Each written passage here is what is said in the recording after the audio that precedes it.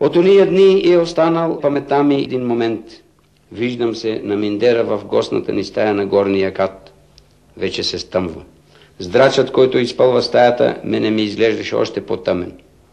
Но аз не мога да откъсна поглед от едно алено сияние, което озарява небето над черния силует на планината далеко на запад.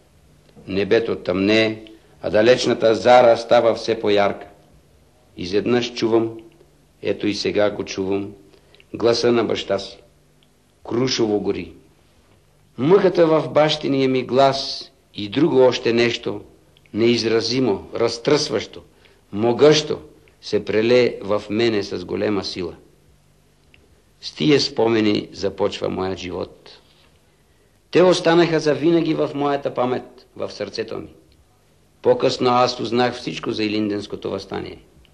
Узнах за безмерната мъка на нашия народ в Македония, за неговите страдания, за борбите му, за неговите възторзи, за прескъпите му жертви, за чутовния му героизъм. Познах и приех в сърцето си неговата правда.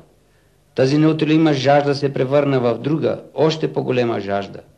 Да разкажа на другите люди за мъката на народа, за борбите му, за героизма му, за неговите копнежи, за неговата света правда. Което можах да разкажа, то е по страниците на романа, ала много повече остана в мене, в самото ми сърце, като жива рана в сърцето ми, все още отворена.